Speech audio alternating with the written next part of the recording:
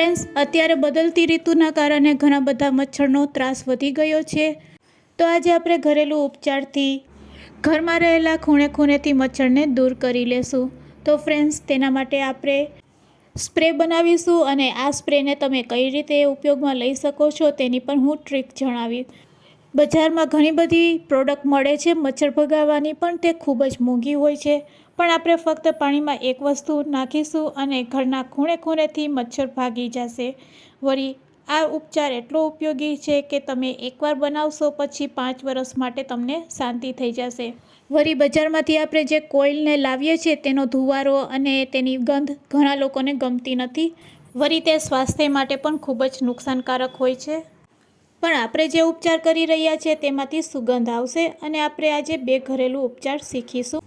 જો video useful લાગે તો લાઇક અને શેર કરજો. મારી ચેનલ ઉપર નવા હોય અને મારી ચેનલને હજુ સબસ્ક્રાઈબ ન કરેલ હોય તો સબસ્ક્રાઈબ કરી બાજુનું બેલ બટન દબાવવાનું ભૂલશો નહીં, જેથી કરીને તમને મારા નવા વિડીયોનું નોટિફિકેશન મળતું રહે. તો ઘરમાં રહેલી સામગ્રીમાંથી આપણે આ લિક્વિડ બનાવવાના છે. તેના માટે અહીંયા આપણે 2 નેપેથિલિન ગોળી લેશું, એટલે કે ફિનાઇલની ગોળી. આ ગોળીનો ઉપયોગ આપણે જનરલી કબાટમાં કપડાં સાચવવા માટે રાખતા હોય છે.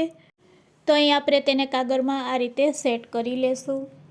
આપણે કીટનાશક દવા બનાવી રહ્યા છીએ, તો આપણે વાસણમાં નહીં ખાંડશું, તેને આ રીતે કાગળમાં જ ખાંડી લેશું. અને આ રીતે ગોળીને ક્રશ કર્યા પછી તમે જોઈ શકો છો એક સરસ પાવડર ફોર્મ બનીને રેડી થઈ ગયો છે. બસ આ પાવડર ફોર્મને હવે આપણે એક વાટકીમાં લઈ લેશું.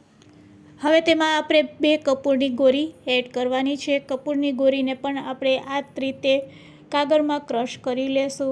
તો ફ્રેન્ડ્સ, કપૂરની ગોળીથી એક સરસ સુગંધ આવે છે અને આ સુગંધથી મચ્છર છે તે ભાગી જશે. તો અહીં આપણે 2 કપૂરની ગોળી લેશું, તેને પણ આ રીતે કાગળમાં ક્રશ કરી લેશું અને આપણે જે પાવડર રેડી કરેલો છે તેમાં એડ કરી દેશું. આ રીતે બંને વસ્તુ એડ કર્યા પછી હવે આપણે તેમાં 1 ચમચી અહીંયા આપણે બેકિંગ સોડા એડ કરશું.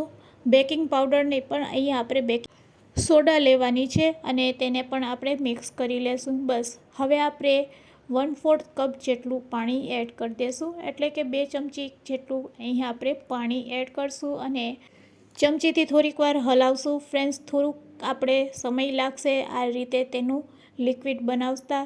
અને આ રીતે લિક્વિડ રેડી થઈ જાય એટલે તેમાં આપણે એડ કરશું ડેટોલ. તો ડેટોલનું 1 ઢાંકણું તેમાં એડ કરી દેશું, એટલે આપણું લિક્વિડ છે તે બનીને રેડી થઈ ગયું છે. હવે આ લિક્વિડને તમે કઈ રીતે ઉપયોગમાં લેશો તે પણ હું જણાવી દઉં છું. તો આ રીતે બધી વસ્તુ એડ કર્યા પછી આપણે તેને એક વખત ગરમ કરી લેશું, કારણ કે જો તમારે લિક્વિડ ફોર્મમાં રેડી કરવું હોય તો તમે તેને 1 મિનિટ માટે આ રીતે ગરમ કરી લેશો, એટલે બધી ગોળીનો પાવડર છે તે સરસ એકબીજા સાથે મિક્સ થઈ જશે અને આપણું લિક્વિડ તૈયાર થઈ જશે. હવે આ લિક્વિડને આપણે ઠંડુ કરી લેશું. આ રીતે ઠંડુ થયા પછી હવે આપણે દીવડા લેશું અને દીવડામાં પહેલાં આપણે રૂ સેટ કરી લેશું. દીવડામાં રૂ સેટ કર્યા પછી રેડી કરેલા લિક્વિડને ઠંડુ કરી લેવાનું છે અને ઠંડુ થયા પછી આ દીવડામાં આપણે એડ કરીશું. ફ્રેન્ડ્સ, આ રીતે જો તમે ઘરેલું ઉપચારથી દીવા રેડી કરીને તમે ખૂણે ખૂણે રાખી દેશો તો અઠવાડિયા સુધી તેની ગંધથી મચ્છર તમારા ઘરમાં નહીં આવશે અને જ્યાં જ્યાં ખૂણામાં મચ્છર બેઠા હશે તે પણ ઘરથી બહાર ભાગી જશે. તો ફ્રેન્ડ્સ, આ રીતે ઘરેલું ઉપચારથી તમે મચ્છરને ભગાડી શકો છો.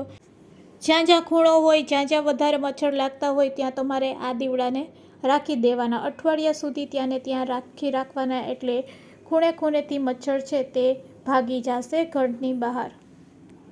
જો તમારે દીવડાનો ઉપયોગ ન કરવો હોય તો બનાવેલા લિક્વિડને સ્પ્રેની રીતે પણ તમે છંટકાવ કરી શકો છો. તેના માટે તમારે જે આપણે યુઝમાં ન લેતા હોય તે બ્રશ આપણે લેવાના છે અને બ્રશથી આ રીતે છંટકાવ કરવાનો.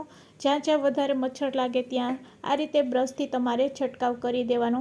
તો તમારે સ્પ્રેની પણ જરૂર નહીં પડશે અને જ્યાં વધારે મચ્છર લાગે ત્યાં તમારે આ રીતે સ્પ્રેની રીતે પણ તમે આ લિક્વિડનો ઉપયોગ કરી શકો છો. તો ચાલો હવે મચ્છર ભગાવવા માટેનો બીજો ઉપચાર પણ જાણી લઈએ. તેના માટે આપણે કેન્ડલ લેવાની છે, એટલે કે મીણબત્તી, અને તેના આ રીતે ટુકડા કરી લેવાના છે અને ટુકડા કર્યા પછી તેમાં આપણે 1 ચમચી જેટલું તેલ એડ કરવાનું છે, 2 કપૂરની ગોળી એડ કરવાની છે અને હવે આપણે ગેસની ફ્લેમ ચાલુ કરીશું અને મીણને આ રીતે ઓગાળી લેશું. આ રીતે મીણ ઓગળી જાય એટલે આપણે ગેસની ફ્લેમ બંધ કરી દેવાની છે.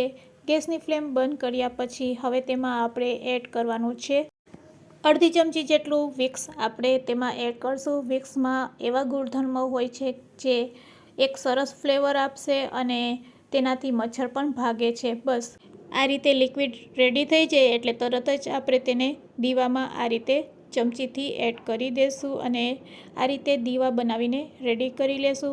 ફ્રેન્ડ્સ, અહીંયા આપણે આ રીતે જો દીવા બનાવીને તમે તેને પ્રગટાવશો એટલે ઘરના ખૂણે ખૂણેથી મચ્છર છે તે ભાગી જશે.